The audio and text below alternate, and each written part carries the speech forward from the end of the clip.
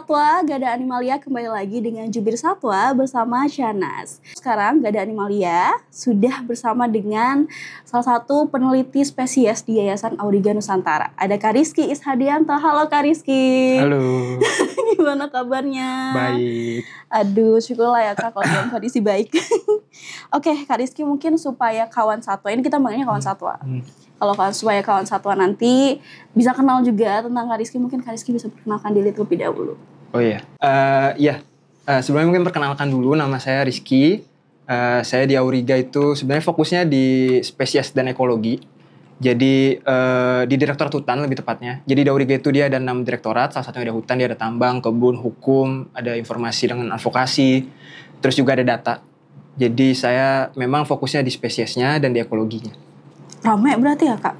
Rame sih, ada 6 direktorat gitu. Oh, iya. Tapi berarti di Auriga sendiri untuk peneliti spesies itu ada Kak Rizky doang apa yang lain juga ada?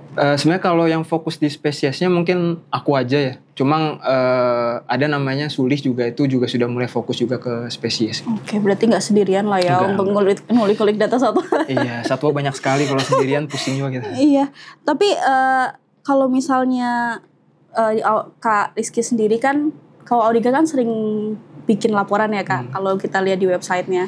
Sudah menerbitkan laporan apa aja nih Kak? Untuk yang Mayawana ini Kak Rizky ikut terlibat atau enggak?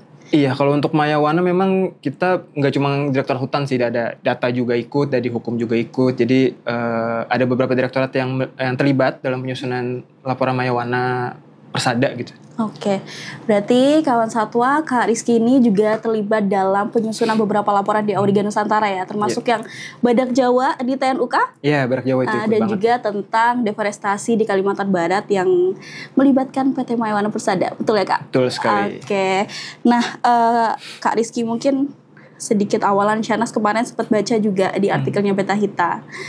Auriga Nusantara tuh kan mengumpulkan data deforestasi tahun 2021 sampai 2022. Itu tuh disebutin kalau Kalimantan ternyata sumber deforestasi sebesarnya tuh di Kalimantan. Nah, salah satunya tuh Kalimantan Barat yang ditemukan oleh teman-teman dari Auriga Nusantara.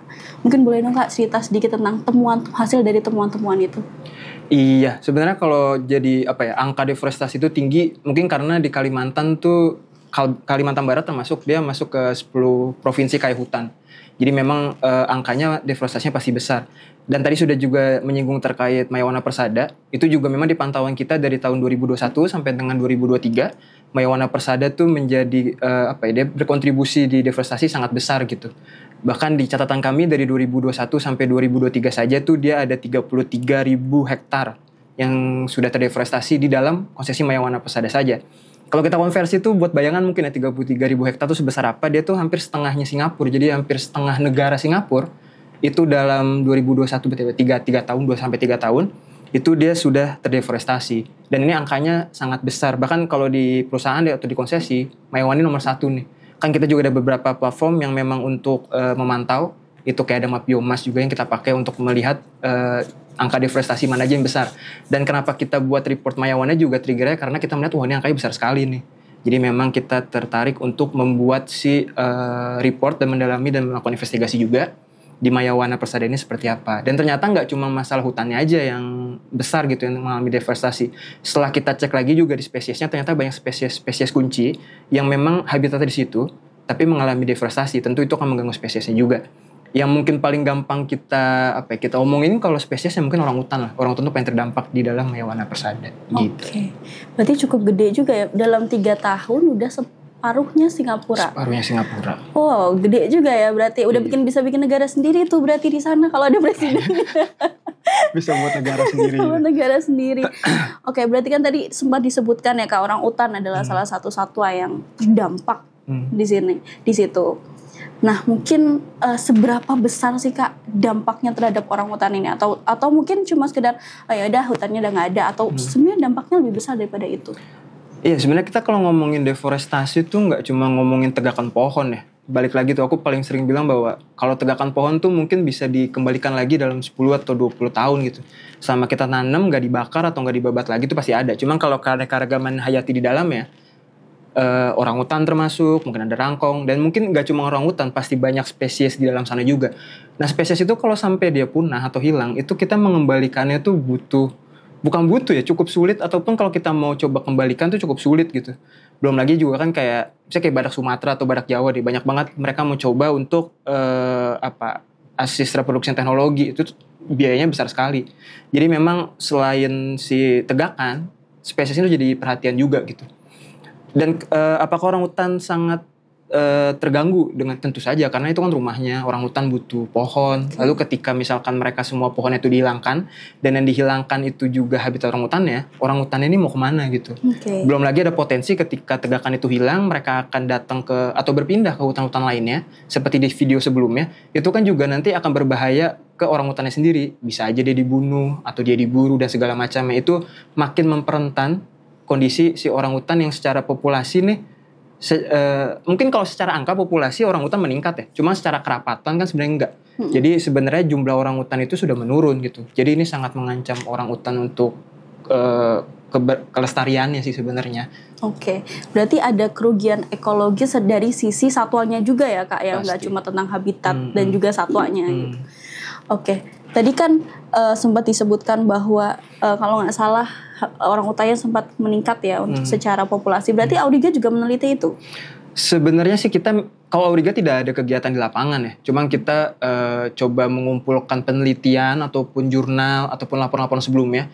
Jadi memang kalau data jumlah populasi, memang ini juga kan yang sempat rame kasusnya yang Eric Mackert ya, yang dia bilang bahwa jumlah populasinya menurun gitu. Tapi KLHK mengklaim bahwa enggak kok, ini berdasarkan pendataan jumlahnya meningkat. Peningkatan jumlah itu kan terjadi karena metodenya tambah bagus, jadi lebih akurat, mendekati akurat mungkin ya. Terus juga area yang disurvei itu lebih banyak. Jadi wajar memang angka populasinya meningkat. Tapi kan di sisi ekologi itu angka populasi itu tidak menjadi satu-satunya indikator, tapi juga ada kerapatan. Kerapatan itu tuh berapa banyak orangutan di 100 km persegi misalkan. Nah, berdasarkan hasil di dokumen negara pun kayak di SRAK ataupun di PAVA itu pun juga tertulis bahwa sebenarnya kerapatan orangutan itu menurun. Jadi mungkin kalau misalkan metode dan luas area yang disurvei itu sama antara di bawah 2007 sama sekarang ini, mungkin jumlah di 2007 itu lebih tinggi karena secara kerapatan dia memang lebih tinggi gitu. Lebih rendah karena terjadi peningkatan. Gitu. Oke, berarti ada perbedaan hasil data juga ya kan antara kementerian dan juga peneliti ya, seperti Eric Mayer. Oke Kak, kalau misalnya dari mungkin Shahnaz mau lebih clear aja sih. Kan tadi disebutkan kalau deforestasi mempengaruhi habitat orangutan. Sebenarnya seberapa dekat jarak antara habitat orangutan dan juga mungkin konsesi di wilayah tersebut gitu. Atau mungkin ternyata konsesinya ada di dalam habitat orangutannya, ada di dalam konsesi. Mungkin bisa sedikit di-clearkan. Iya. Sebenarnya kalau orangutan khususnya Kalimantan ya, dia tuh 80% habitatnya justru berada di luar kawasan konservasi. Jadi memang ini juga agak unik ya, atau kita semua gitu sebagai publik dalam upaya untuk mengkonservasi orangutan ini agak tantangannya agak berat. Kenapa? Karena itu 80% populasi orangutan itu berada di luar kawasan konservasi. Ini agak aneh juga ketika orangutannya itu dilindungi oleh negara, tapi habitatnya tidak dilindungin. Kenapa? Karena itu ada konsesi segala macamnya. Termasuk di Mayawana ini. Mayawana ini pun habitatnya di mana? Ya di dalam Mayawananya itu ada habitat orangutannya. Di report terakhirnya Ekositrop kalau nggak salah, dia itu tuh nulis ada sekitar 200-an individu orangutan di dalam kawasan Mayawana, di dalam konsesinya, di dalam Mayawananya. Dan itu tergolong tinggi sebenarnya untuk area konsesi ya, karena kan konsesi pasti ada gangguan, ada tebangan segala macamnya, dan itu juga cukup tinggi. Dan sebenarnya juga agak unik tuh ketika memang tahu bahwa ada angka populasi orangutan sebanyak itu. Ini kita bicara orangutan aja ya, belum spesies lagi. Orangutannya jadi sampai 200, tapi kok ada konsesi di sana, terus juga ada deforestasi di sana, dan juga angkanya makin besar di 2021 sampai 2023. Di saat yang bersamaan orangutannya kan makin menurun nih, tapi kok justru habitatnya makin dihabisin gitu. Itu kan jadi agak sulit juga sebenarnya. Oke. Berarti mungkin nanti bisa dikonfirmasi lagi.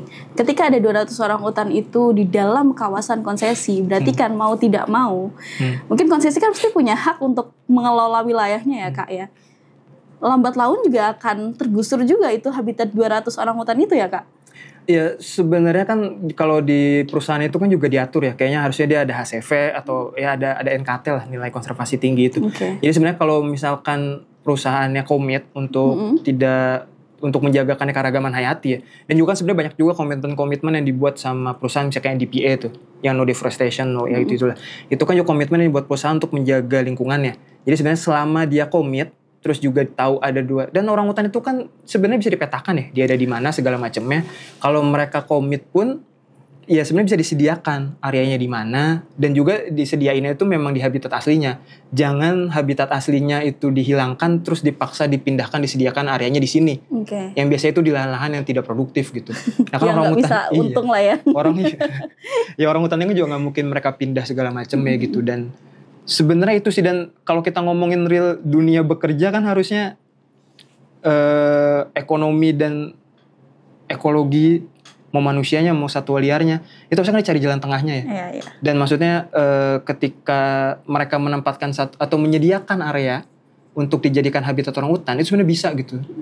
Jadi kegiatan perusahaan untuk mencari untung bisa berjalan, dan juga si habitat satwanya juga ada gitu. Cuman kalau kita lihat yang terjadi di Mayawana ini kan justru deforestasinya besar sekali. Jadi mungkin nggak tahu, menurutku mungkin faktor keanekaragaman hayatinya ini tidak menjadi faktor perhitungan mereka gitu. Dimana harusnya itu jadi pegangan banget tuh. Tapi kan itu memang situasi yang dianggap idealnya ya, kayak ekonomi dan ekologi berjalan seiringan. Walaupun ini mungkin gak cuma Mayawana, banyak kasus-kasus lain yang bisa berjalan seiringan juga. Atau mungkin dalam pantauan Auriga sebenarnya bisa aja mereka berjalan seiringan. Sejauh ini sih kita belum nemu sebenarnya, karena kita masih terus melakukan pemantauan. Tapi sebenarnya yang agak penting tuh ini sih, maksudnya ketika tahu bahwa Mayawana itu sebenarnya ini dulu deh, induk si Mayawana ini punyanya siapa dulu aja kan. Di report kita sudah dijelaskan tuh bahwa kita nggak tahu nih yang punya siapa. Jadi kalaupun kita mau bukan menuntut ya, kayak mendorong gitu ya. Misalkan kalau bisa kita tahu perusahaan ini induknya ke RGE atau ke April gitu, cuma kita kan bisa menyurati FSC-nya misalkan gitu. Cuma masalahnya si Mayawana ini sendiri kita nggak tahu nih yang punya siapa. Kenapa kita bisa nggak tahu? Karena memang juga susah nyarinya datanya di dalam negeri. Terus juga coba kita cari tahu lagi, ternyata si Mayawana ini itu secara kepemilikan itu adanya di Samoa sama British Island kalau nggak salah. Tepatnya mungkin kayak gitu. Yang secara dua negara itu memang tidak ada peraturan untuk membuka data kepemilikan itu ke publik. Datanya tertutup berarti ya. Datanya tertutup. Makanya di laporan itu juga kita menuliskan kayaknya ini memang sengaja dipilih dua negara itu supaya nggak kebuka nih siapa yang punya, dia tuh keterhubungannya sama siapa. Karena mereka melakukan deforestasinya itu besar-besaran sekali. Karena kalau sampai ketahuan siapa yang punya, kita bisa ngecek induknya siapa. Induknya siapa itu nanti bisa kalau ketahuan, mereka punya komitmen pasti. Karena biasanya induk-induk perusahaan yang besar itu mereka berkomitmen tuh. Nah itu yang biasanya kita dorong untuk tidak melakukan itu. Cuman si Mayawana ini pun tidak terbuka karena memilih dua negara itu. Belum lagi juga kayaknya KLHK juga sempat ngasih surat untuk memberhentikan kegiatannya. Yang surat itu ya, sempat denger sih. Suratnya itu pun sampai setelah surat itu keluar, itu kan kita pikir suratnya keluar nih, mungkin Mayawananya akan berhenti gitu. Tapi kita melakukan pengecekan lagi, mau di data citra atau mau kita datang langsung ke sana, hasilnya mereka masih ngebuka loh. Jadi sampai angkanya sekarang aku belum ngecek data lagi. Cuma setidaknya sampai bulan Mei itu mereka masih buka. Dari kan di Korea itu di bulan Maret. Kita cek dari Maret, April hingga 10 Mei ya, data terakhir yang coba kita compile itu ada 2.184 hektar yang masih dibuka gitu. 2.100 itu berapa ya? Ya kayak stadion stadion bola, tapi ada 600-700 kali lah. Jadi gede banget tuh. 700 stadion bola. Dan itu dia masih buka. Jadi walaupun gitu ya? Iya, walaupun si KLHK udah ngasih surat nih. Tapi mungkin ada nggak sih Kak kemungkinan mungkin dari KLHK-nya sendiri juga nggak tahu siapa sih Mayawana ini? Ada kemungkinan nggak dari? Harusnya sih tahu ya, karena kan mereka pas ngasih izin ya harusnya tahu sih. Tapi balik lagi sih sebenarnya kan KLHK yang bisa dibilang yang mengatur, yang punya negara lah ya, mereka yang mengatur semua berjalannya ini. Sebenarnya kalau ada willing untuk sadar bahwa ada nih report dari masyarakat sipil yang ngejelasin bahwa deforestasinya ada, mengancam sebegitu besarnya ke satwa, nggak cuma ke satwa, begitu juga ke masyarakatnya. Sebenarnya kan itu sudah membantu tugasnya mereka nggak harus lagi ngecek gitu. Ini udah ada buktinya gitu, metodenya juga ada, bisa dicek sendiri gitu. Sebenarnya kalau KLHK ada willing untuk menghentikan itu sebenarnya bisa, karena kan izinnya di mereka juga gitu. Kenapa enggak gitu? Tapi dari Auriga sendiri sudah menyampaikan belum Kak hasil dari temuan teman-teman, laporan teman-teman ke KLHK atau mungkin pihak berwenang lain? Sebenarnya kalau ngasih surat gitu udah sih sebenarnya Kak ya. Enggak cuman surat, maksudnya enggak cuma ke KLHK, ke Mayawananya juga kita suratin. Cuman kan si Mayawannya juga tidak merespon surat kita sampai kan. Sampai saat ini. Jadi memang kebiasaan dari Auriga tuh sebelum kita mau rilis laporan apapun itu, biasanya kita pasti menyurati orang yang akan kita tulis nih. Konfirmasi dulu. Ini kita harusnya kayak gini, mau disanggah atau enggak, kayak gitu-gitu. Dan itu memang tidak ada balasan sampai sekarang. Sampai rilisnya naik. Bahkan sampai kita datang, sebelum rilisnya kita juga sempat datang ke Mayawana tuh untuk, jadi pas acara rilis itu masih ada tim yang di lapangan di hutan. Itu buat ngecek apakah benar ada orang hutan di dalamnya. Ada 2 tim datang ke sana, kita lihat di sana masih ada sarang orang hutannya. Terus jadi ada bukti pasti nih bahwa ada orang hutan di kawasan posisi Mayawana. Karena kan satwa ini agak susah ya untuk mendapatkan bukti kepastian kehadirannya gitu. Makanya kita sampai datang ke sana untuk ngecek. Iya. Nyari satwa di hutannya juga nggak gampang ya Kak, apalagi orang hutan. Berarti sampai masih ditemukan tuh berarti kan harusnya sih orang hutannya nggak tahu ya, harusnya sih perusahaan sudah tahu kalau itu memang ada orang hutan di situ. Tapi nggak tahu mungkin sampai saat ini sudah ada tindak lanjut apa belum dari pihak mereka. Tapi kalau sama KLHK-nya sendiri kan sudah menyurati, sudah ada balasan belum dari mereka? Setauku sih belum ya sebenarnya. Jadi sebenarnya kita tuh kan nyurat itu lebih ke ngasih tahu bahwa ini ada data-data ini, terus juga kita di report itu kan juga ada rekomendasi ya yang kita berikan. Dan kita menyampaikan rekomendasi itu seperti apa. Dan sebenarnya kalau kita ngelihat dari, ya memang mungkin nggak dibalas ya, tapi sebenarnya surat dari, kalau mau so asik-asikan maksudnya, kan dari setelah kita rilis, terus kita ngasih dokumennya gitu ke KLHK, terus terbitlah si surat pemberhentian aktivitas yang di RO itulah di KLHK. Jadi sih kita merasanya bahwa, ya itu kalau mau so asik-asikan kayaknya, ini berpengaruh nih, walaupun nggak direspon mungkin dibaca gitu. Sebenarnya gitu sih. Tapi ya balik lagi ya, apakah Mayawananya berhenti? Enggak juga, karena terbukti sampai Mei dia masih tetap nebang tuh. Dan mungkin bisa jadi juga ya, yang kita rasakan sebenarnya kesulitannya itu tadi, karena kita nggak tahu induk perusahaannya nih siapa. Jadi kita juga mau mau coba advokasi lagi nih kayak gimana gitu, nggak jelas juga. Makanya salah satu rekomendasi di kita tuh kita meminta untuk dibuka tuh datanya siapa gitu. Iya, karena kan dari hasil track kita nih sementara ini kan ke RGE tuh, ke Royal Golden Eagle. Jadi juga kita sebenarnya juga meminta ke RGE-nya itu mengakui relasinya dengan Mayawana Persada itu benar apa enggak. Walaupun si RGE-nya juga kan tidak mengiyakan juga. Tapi kita juga susah ngebuktiin karena ya balik lagi di Samoa sama British Island itu kita susah juga. Emang nggak bisa juga untuk dicek datanya. Berarti urusan kepemilikan saham dan ini cukup ribet lah ya di Mayawana ya. Tapi kan berarti sampai saat ini nih dari Auriga sendiri kan tadi sudah menemui, aku nggak tahu ya, mungkin jemputnya jalan buntu atau mungkin masih ada jalan lagi sebenarnya sampai sekarang yang teman-teman usahakan. Sekarang nih, yang sekarang tetap ada proses lanjutannya nggak? Masih mau mendesak KLHK nggak? Atau mungkin nggak deh, kita udah nggak tahu lagi gitu? Kayaknya sih bukan kayaknya, pasti akan jalan terus ya. Advokasi itu pasti akan, campaign tuh pasti akan kita jalanin terus gitu. Kenapa? Karena kita sama tahu lah cara kerja kita di Indonesia tuh yang viral, yang ditindaklanjuti gitu. Mungkin bukti contoh yang konkret yang paling enak tuh Barak Jawa tuh. Kita rilis laporan, rame, media banyak nulis, maupun nasional maupun internasional. Abis itu kan jadi bisa dibilang 2024 nih tahunnya badak nih. Langsung tangkep ya. Di badak di Jawa, terus juga di Palembang kemarin. Itu 4 cula loh, banyak banget itu untuk ukuran badak yang kita nyari satu susah gitu maksudnya. Jadi sebenarnya ya kita akan terus advokasi, kita akan terus campaign supaya harapannya ini bisa jadi konsumsi publik yang makin luas. Dan juga jadinya ada gerakan yang benar-benar konkret gitu yang langsung, dan masih dicoba terus sih sebenarnya. Dan sebenarnya juga acara-acara kayak gini bagus nih untuk memberikan informasi. Karena balik lagi ya, ini kita juga nggak cuma ngomongin tegakan ya. Aku juga nggak terlalu senang kalau kita ngomongin suatu masa itu hanya ngomongin tegakan ya. Tapi juga kita harus ngomongin di dalamnya nih. Ada orang hutannya, ada satuannya. Satwa apa aja kayak di sana selain orang? Dia ada orang hutan, ada rangkong, terus juga ada beruang, terus juga ada owa. Wow, dilindungi semua itu berarti ya. Nah itu masalahnya. Itu kita sebutin 4 aja yang memang mungkin secara pendekatan enak ya. Dan itu juga kenapa kita paling sering bilang orang hutan, karena orang hutan mungkin di pala masyarakat yang paling agak melekat nih. Kalau kita bilang rangkong mungkin mereka nggak terlalu aware Nggak gitu. ngeh lah ya, apa tuh rangkong? Rangkong gitu. bentuknya juga nggak tahu. Burung gitu. atau mamalia gitu kan mungkin orang akan berpikir. Nah, kita pendekatannya pakai orang hutan biasanya supaya lebih aware gitu juga di masyarakat tahu. Karena kan paling gampang ngebawa isu tuh yang relate sama orang yang baca gitu. Ya, karena kan orang hutan juga soto payung ya. Ketika mereka nggak ada ya udah yang sekitarnya Kebawahnya akan juga kebawa. akan hilang. Ya iya sih. Belum lagi itu di Mayawana kan juga udah ada ini ya, tanggul-tanggul yang dibikin panjangnya kayak udah ada 7 kiloan gitu. Dan itu juga hasil interpolasi kita juga, mereka tuh ya memang di kantong habitat orang hutannya. Jadi oke deh, mungkin memang tidak ada keterangan bahwa ada orang hutan mati atau misalkan perburuan.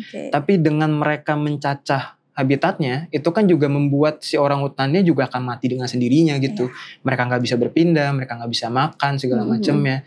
Ya mungkin sebenarnya juga kan di sekitar Mayawana tuh juga ada hutan desa ya. Iya. Dan itu juga udah mulai banyak tuh yang pindah akhirnya ke sana gitu. Pindah ke sana bukan berarti bagus ya, maksudnya oh bagus dong berarti orang hutannya dapat habitat lagi, dapat rumah lagi. Enggak juga. Maksudnya ketika hutan desanya ini kecil, banyak orang hutan yang datang, otomatis kehidupannya juga nggak akan sebagus di habitat alaminya yang sekarang udah ditebangin gitu. Belum lagi nanti memperbesar konflik dia dengan masyarakat. Mereka nggak ada makanan, akhirnya mereka keluar ke desa nanti ketemu sama masyarakat, terus mereka berkonflik juga sama masyarakat. Nah, belum lagi kan kayaknya mau kita ngomongin konflik gajah, orangutan, itu biasanya kan yang paling besar dapat apanya ya, jadi korban gitu ya. Itu kan pasti di spesiesnya nih.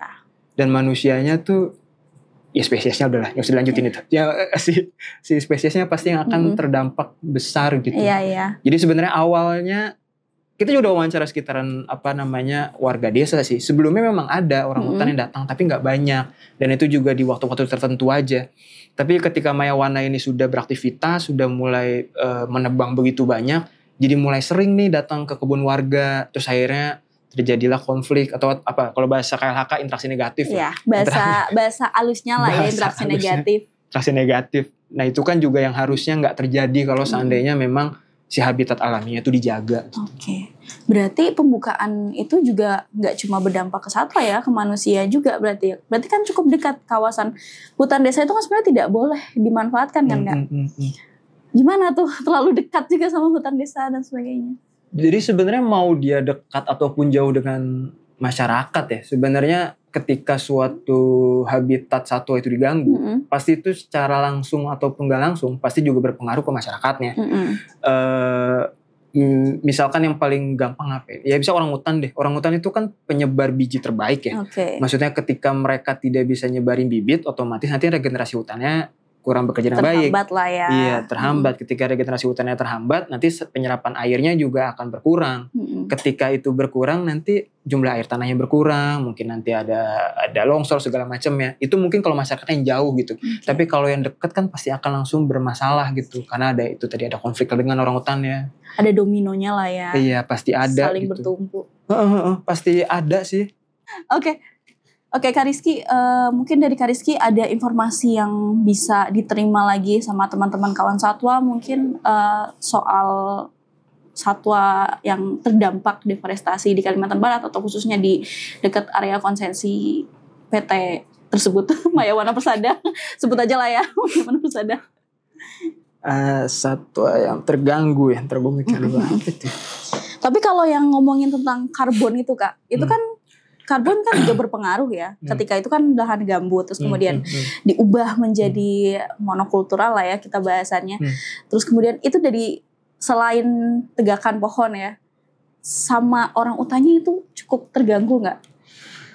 Pengurangan karbon emisi, mungkin udaranya jadi nggak bagus dan sebagainya, itu cukup terganggu nggak Kak? Iya, sebenarnya kalau yang di report itu kan kita ngomongin karbon tuh karena kita nyangkutinnya ke komitmen pemerintah yang follow net sink itu tuh. Makanya kita nulisin itu. Tapi sebenarnya kalau ke satuannya, ke orang hutannya lah ya, kan maksudnya si yang lahan gambut itu juga jadi tempat habitat satuannya, habitat orang hutannya gitu. Dari interpolasi kita juga memang di situ dia yang jadi habitatnya gitu. Jadi ketika itu hilang ya pasti terganggu sih sebenarnya. Terus apa ya, gua kalau ngelihat yang orang hutan Mayawana itu permasalahannya mungkin sebenarnya karena belum ada data atau informasi yang jelas bahwa di situ ada orangutannya sih. Makanya kita tuh pengen banget datang ke, bukan pengen banget, waktu itu kita memaksakan untuk kita harus datang langsung nih, ngeliat langsung bener nggak ada orangutannya gitu. Karena pun kalau misalkan kita mau, misalkan secara komitmen gitu ya, kita mau coba FSC segala macam, kalau kita nggak tahu itu perusahaan yang nggak bisa, mungkin ada opsi terakhir adalah kita mau coba nuntut sih sebenarnya. Udah Maya Wananya kita jadiin subjek nih. Karena kita juga nggak tahu dia secara indukannya tuh ke siapa. Kita sebenarnya juga kepikiran, yaudah ini Maya Wananya aja yang kita tuntut supaya kita tahu siapa pemiliknya, jadi bisa ada pemulihan gitu.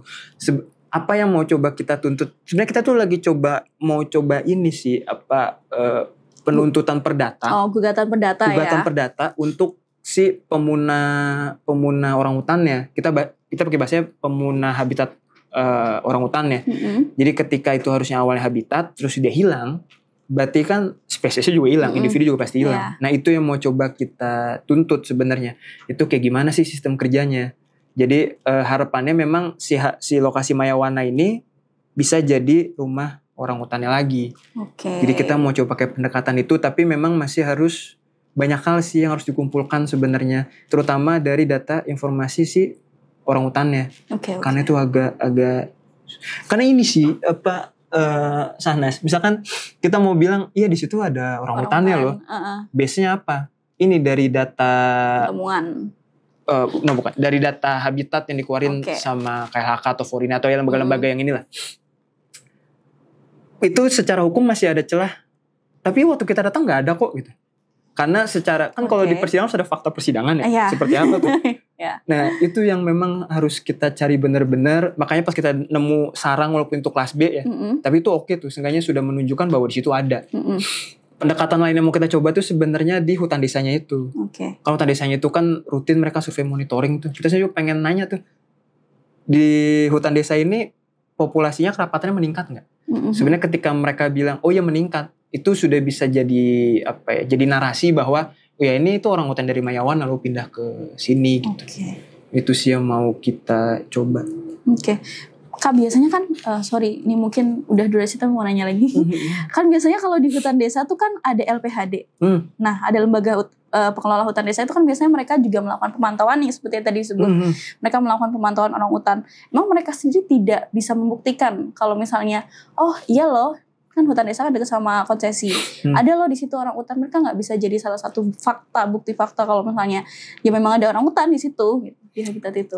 Iya, sebelum kita mulai fokus ke Maya Wana tuh sebenarnya kita kan juga dapat itu tuh, dapat salinan dari LPHD yang di Simpang Hilir.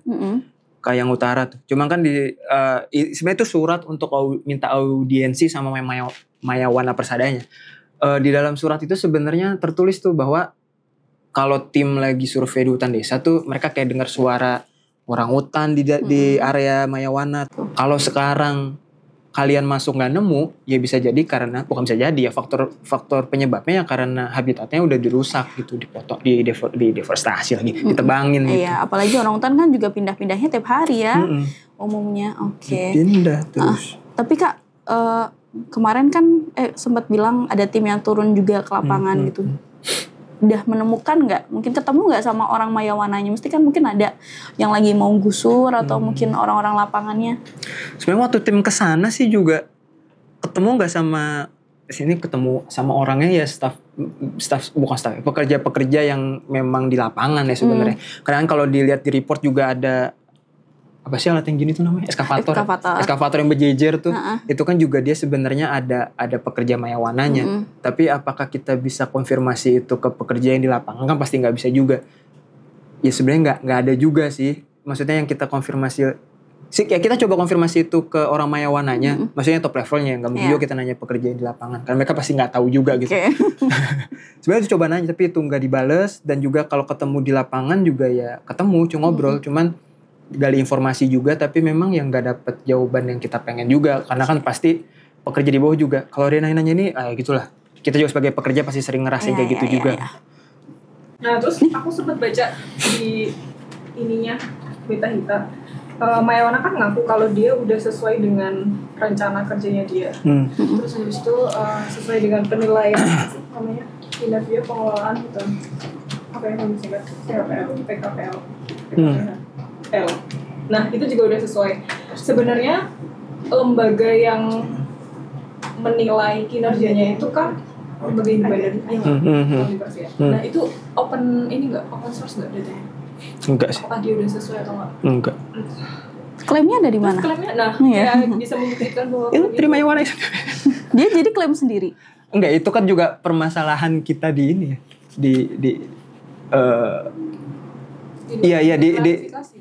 Iya, makanya itu di Indonesia tuh kita juga misalnya kita mau dapetin data RKT aja. RKT perusahaan itu kan harusnya nggak tahu ya, menurutku harusnya itu kita bisa akses gitu sebagai masyarakat sipil buat tahu gitu mereka mau berkegiatan di mana segala macam, itu kan harusnya kita bisa tahu gitu. Cuma kan data-data itu pun kalau kita cari di Indonesia itu juga tidak terbuka. Kan yang terbuka di sejauh ini ya, yang aku tahu yang paling gampang nyari itu cuma data BO tuh. Itu pun kita harus beli kan. Jadi kita harus beli ahunya tuh. Ya, 400.000 yang biasa. Makanya yang kayak gitu tuh juga tidak terbuka. Makanya juga kalau kayak pada baca Beta Hita ya, terakhir kan aku juga nulis opini soal keterbukaan informasi tuh, terutama untuk satwa tuh. Itu sebenarnya yang pengen kita dorong gitu. Kenapa? Karena semua kegiatan konservasi ya, termasuk menjaga untuk tidak deforestasi satwanya, terus juga lingkungannya, itu butuh banget kerjasama semua pihak gitu, multi pihak. Termasuk juga masyarakat yang lagi sekarang tidur di rumahnya gitu. Harusnya mereka tuh tahu, harus ada kerjasama bareng. Permasalahannya cuma data-data itu tuh menjadi kepemilikan di beberapa kelompok gitu. Paling gampang deh kalau kita misalkan minta data ke siapa, misalkan ada NGOA yang berkegiatan di lapangan. Mereka fokusnya di orang hutan. Kita minta datanya tuh. Pasti dia bilang, "Oh, itu minta aja ke BKSDA atau itu minta aja ke TN." Karena itu punya pemerintah. No, itu bukan punya pemerintah, itu punya kita semua. Pemerintah kerjakan buat kita. Itu open harusnya. Iya, harusnya open. Harusnya tuh kalau kita pajak aja tuh tiap tahun harus laporan dan kita sudah bayar, harusnya pemerintah juga ngelaporin ke kita. Nih, uang pajak kalian tuh dipakai buat apa? Dan situ datanya dikasih tahu ke kita gitu. Tapi kan kayak gini kan juga banyak data yang aksesnya tuh susah gitu. Ya, data AHU aja kita bayar. AHU bayar kan maksudnya gitu. Terus masih ditanya apa kontribusi kalian buat negara. Iya. Bayar AHU sama beli materai ya. Iya, CPNS aja dibeli sendiri materai. Bayar pajak kan. Enggak error. Daftar PNS ya? Enggak sih. Enggak. Oke, kawan satwa, tadi kita udah sharing-sharing sama Kak Rizky. Terima kasih banyak Kak Rizky udah mau berbagi informasi dan juga berbagi edukasi. Harapannya setelah ini banyak juga teman-teman media ataupun mungkin siapapun ya, ini nggak harus media ya, bisa mengkampanyekan isu-isu tentang satwa liar. Entah itu nggak cuma orang hutan, mungkin isu-isu kayak harimau, gajah dan yang lainnya juga ya Kak ya. Kawan satwa, setelah ini akan ada informasi-informasi lainnya di episode lain bersama dengan narasumber yang nggak kalah menarik juga dari hari ini. Nanti kita siapa aja lagi nanti yang bakal kita ajak ngobrol. Yuk nantikan podcast Jubir Satwa hanya di KBR Prime. Syana dan juga Kak Rizky pamit undur diri. Sampai jumpa lagi. Bye.